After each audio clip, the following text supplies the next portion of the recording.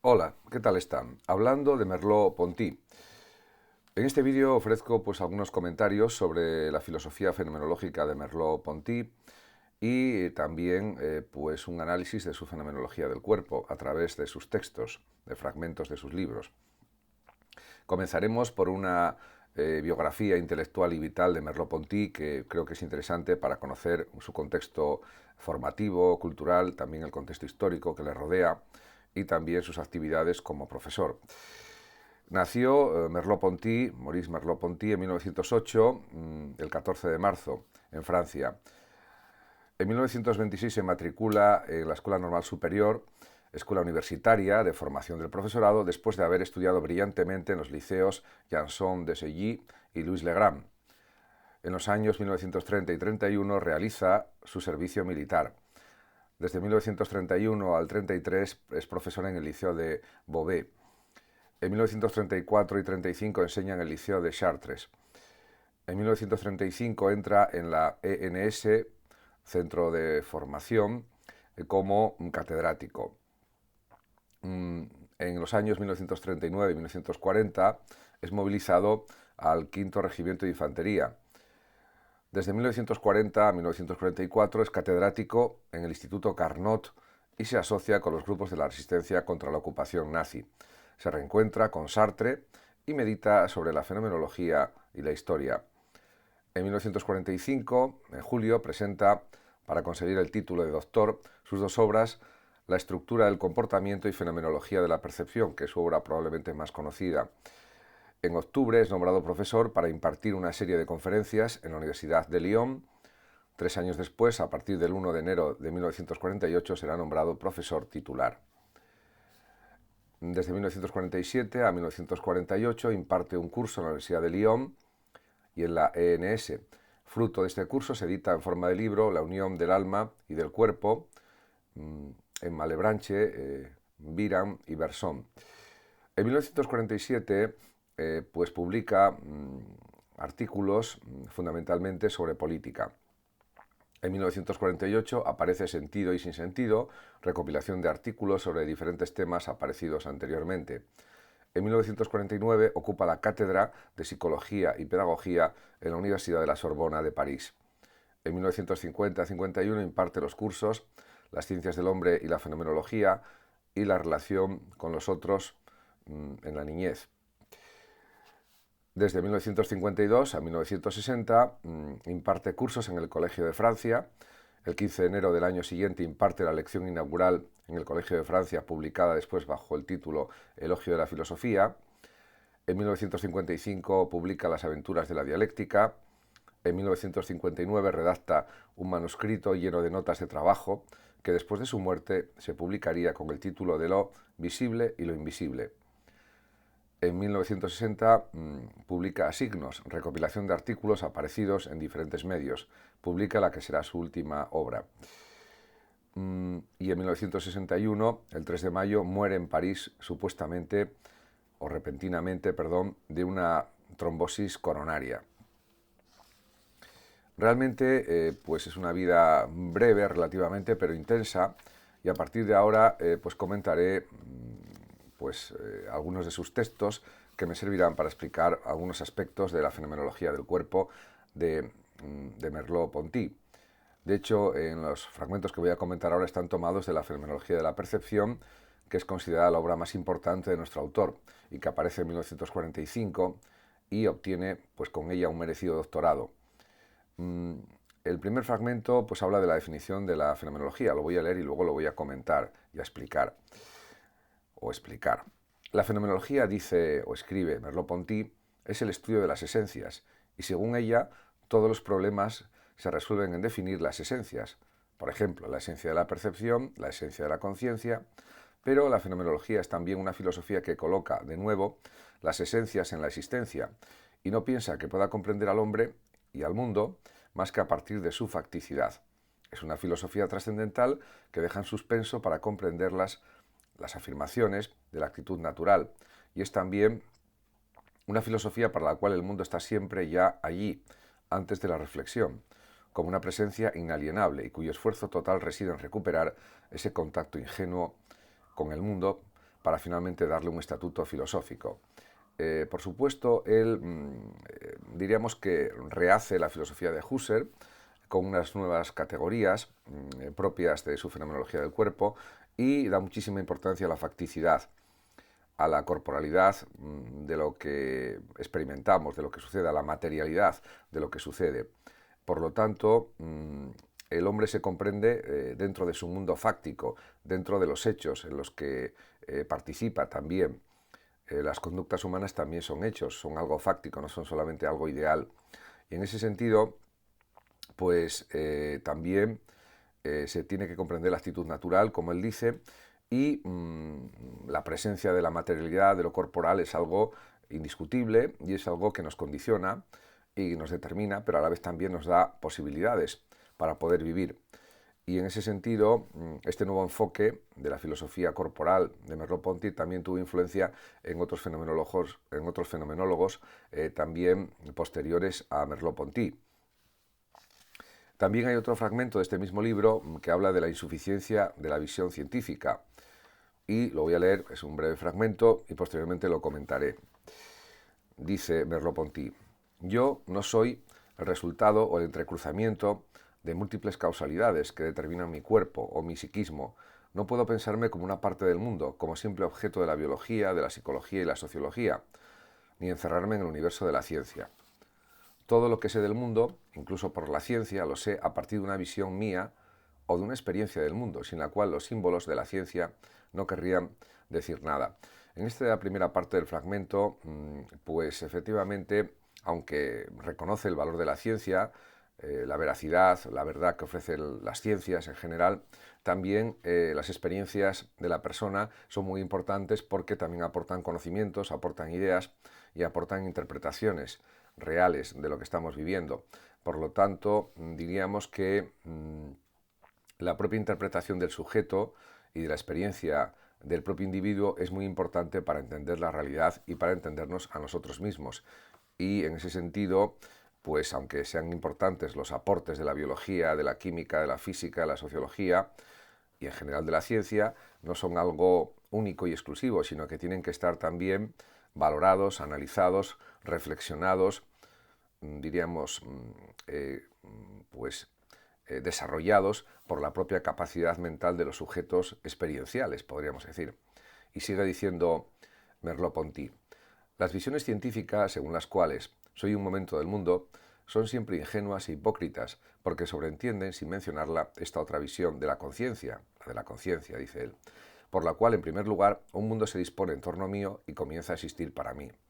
Volver a las cosas mismas es volver a este mundo antes del conocimiento, del que el conocimiento habla siempre, y respecto del cual toda determinación científica es abstracta, significativa y dependiente. En este otro fragmento de la misma cuestión que estoy comentando, en cuanto a la visión científica del mundo, el propio Merleau-Ponty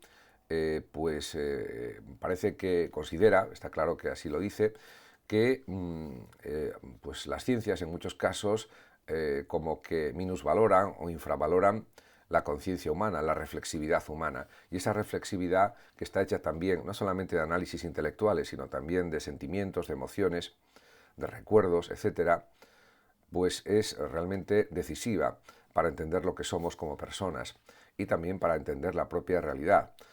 Porque al final las teorías abstractas científicas pues se pueden reinterpretar de diversas maneras, se pueden recombinar y además también hay un avance de la ciencia, pero sobre todo diríamos que es un intento de humanizar la ciencia, porque todas las aportaciones científicas tienen que ser analizadas, insisto, por la propia conciencia reflexiva de las personas. Por otra parte, también Merleau-Ponty realiza una crítica a la interpretación idealista de la reducción fenomenológica, tal como la había planteado el creador de la fenomenología, que es Husserl.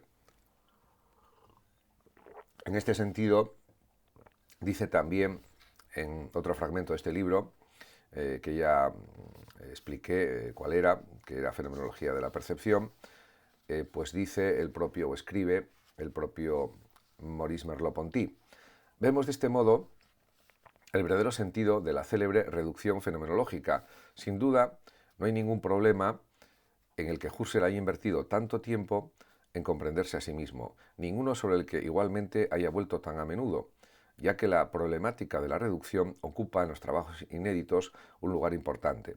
Durante mucho tiempo, hasta en los textos recientes, la reducción se ha presentado como el retorno a una conciencia trascendental, ante la cual el mundo se despliega en una transparencia absoluta, movido de parte a parte por una serie de apercepciones que el filósofo estaría encargado de reconstituir a partir del resultado de las mismas.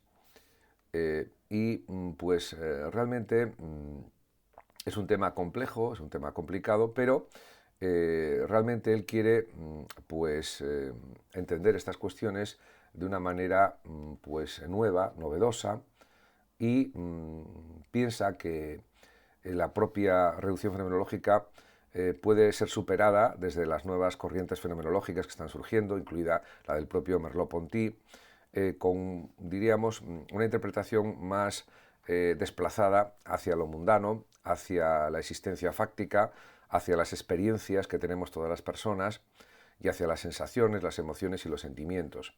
En ese sentido, pues por eso él mismo viene a señalar que la reducción tiene que ser propia de un pensamiento existencial.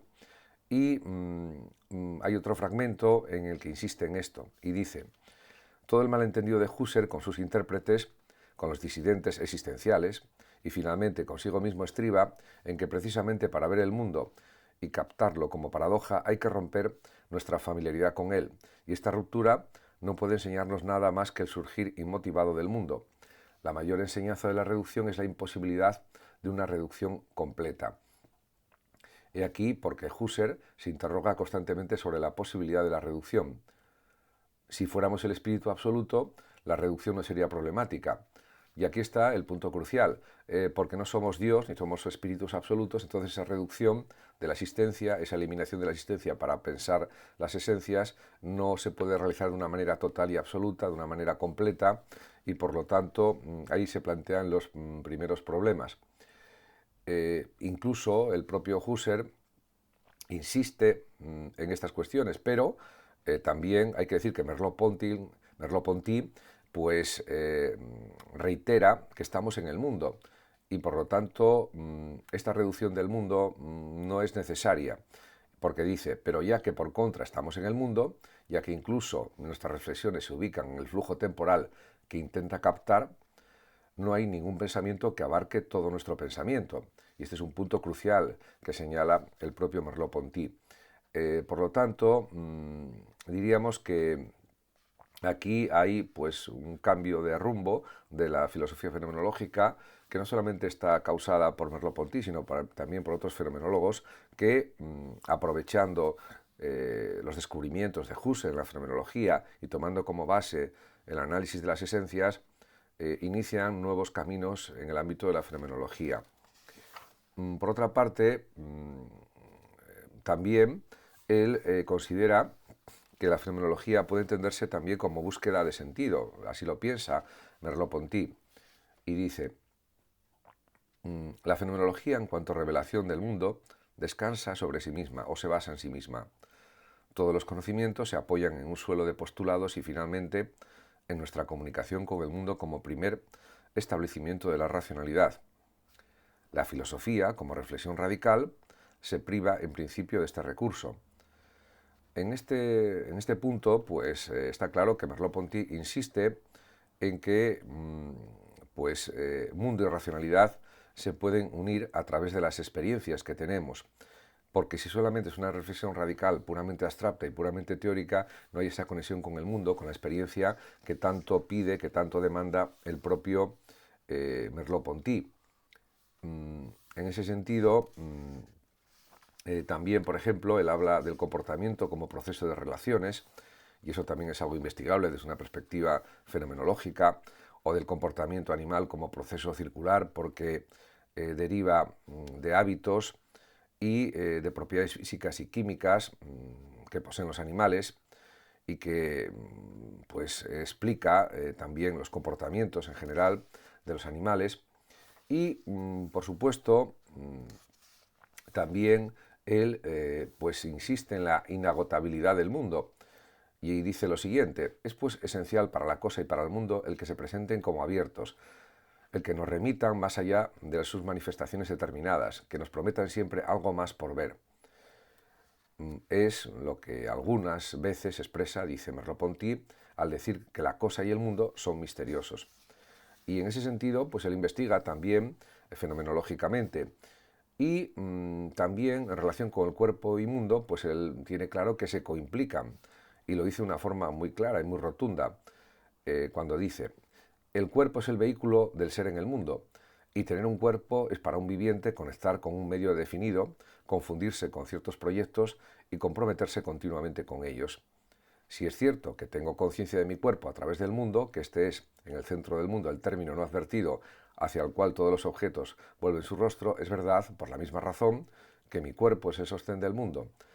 Sé que los objetos tienen muchas caras porque podría repasarlas, podría darles la vuelta, y en este sentido tengo conciencia del mundo por medio de mi cuerpo. En este fragmento se observa claramente pues esta fenomenología del cuerpo que desarrolla en sus obras el propio Merleau-Ponty de una manera extraordinaria y magnífica. Y es un cambio también de actitud respecto a una fenomenología que podemos calificar de muy idealista de Husserl y de otros fenomenólogos anteriores al propio Merleau-Ponty, pero básicamente de Husserl. Muchas gracias a todos por su atención. Saludos como siempre a los oyentes de Radio Sofando de México. Feliz 2023 y hasta mi próximo vídeo. Hasta siempre.